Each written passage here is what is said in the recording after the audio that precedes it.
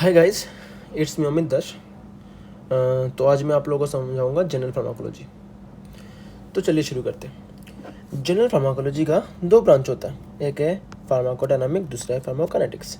तो फार्माकोडायनामिक है क्या कि ड्रग बॉडी में क्या कर रहा है, ये है फार्माकोडायनामिक। और फार्माकोकाइनेटिक है कि बॉडी ड्रग के साथ क्या कर रहा है।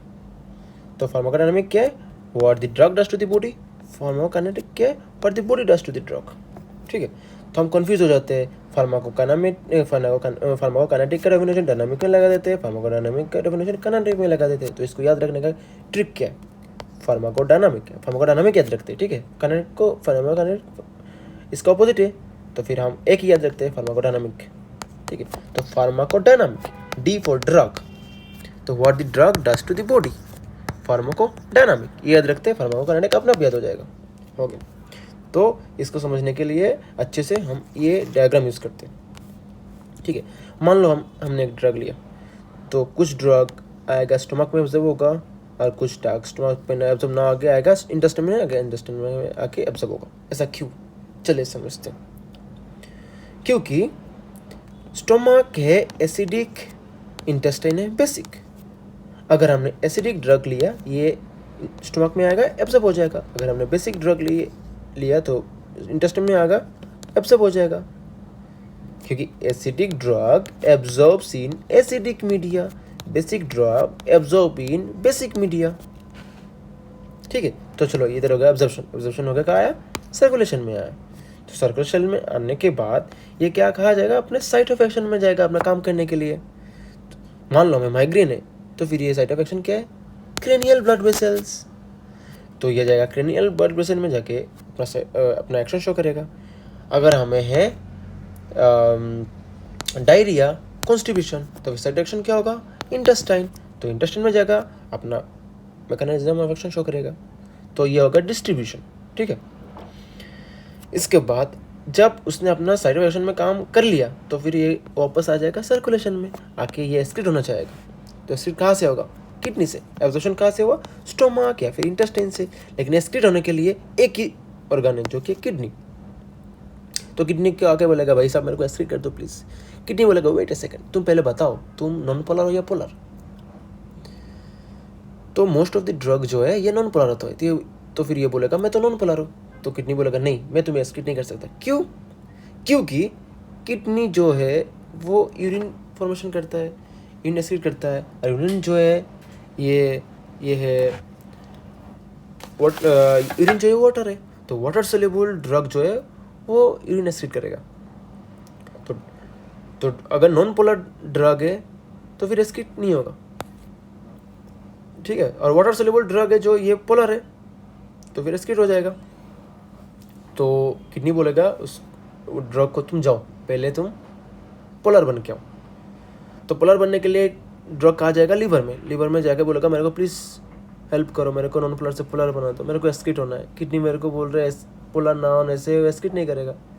तो लीवर क्या करता है, नॉन पोलर से पोलर बना देता है ड्रग को एंजाइम की मदद से। उसके बाद ऐसा कुछ एंजाइम है जो ड्रग को नॉन पोलर से पोलर बना देता है, या फिर हाइड्रोफोबिक से हाइड्रोफिलिक बनाता है, या फिर लिपोफिलिक से लिपोफोबिक बनाता है। ठीक है, तो जब ये नॉन पोलर से पोलर बन जाएगा, एलिजिबल हो जाएगा एक्सक्रीट होने के लिए। ये दोबारा आएगा किडनी के पास, बोलेगा प्लीज़ अभी मेरे को तो एक्सक्रीट करते हो, मैं तो अभी एलिजिबल हो गया। तो ये बोलता चलो मैं एक्सक्रीट कर देता हूँ तुम्हें, तो फिर ये एक्सक्रीट कर देता है। ठीक है, तो फिर क्या क्या हो रहा है, एब्जॉर्प्शन हो रहा है, डिस्ट्रीब्यूशन हो रहा है, बायो ट्रांसफॉर्मेशन या फिर मेटाबॉलिज्म हो रहा है, एक्सक्रीशन हो रहा है। ये चल हो गया फार्माकोकाइनेटिक। ये जो ड्रग जो है साइट ऑफ एक्शन में जा रहा है, जाके अपना एक्शन शो कर रहा है, ये हो गया फार्माकोडायनामिक।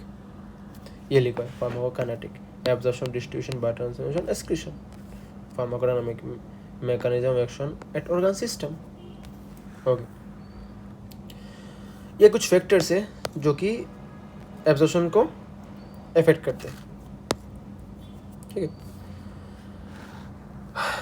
अभी हमने पढ़ा है कि एब्जॉर्प्शन के लिए सेम पीच चाहिए।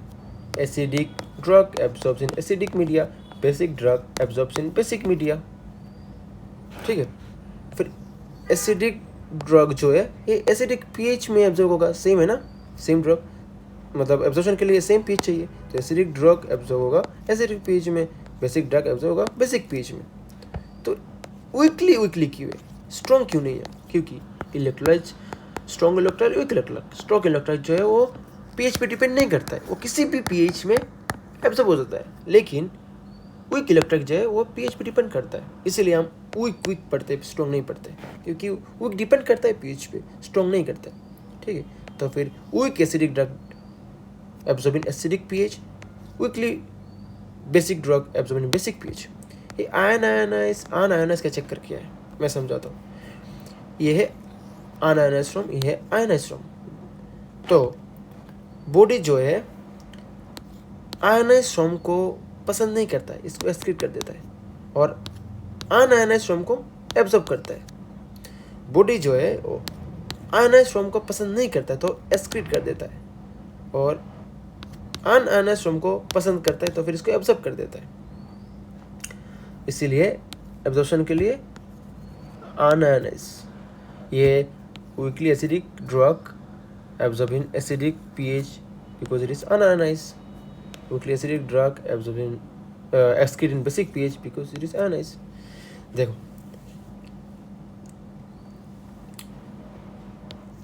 एक्सक्रीशन के लिए क्या चाहिए, ऑपोजिट पीएच चाहिए। ठीक है, एक्सक्रीशन के एब्जॉर्प्शन के लिए चाहिए सेम पीएच, लेकिन एक्सक्रीशन के लिए चाहिए ऑपोजिट पीएच। ठीक है, मैं समझाता हूँ। चलो, अगर मान लो किसी ने पॉइजन कंज्यूम किया तो फिर इसको एक्सक्रीट करना होगा पॉइजन को, तो एक्सक्रीट कहाँ से होगा, यूरिन से होगा।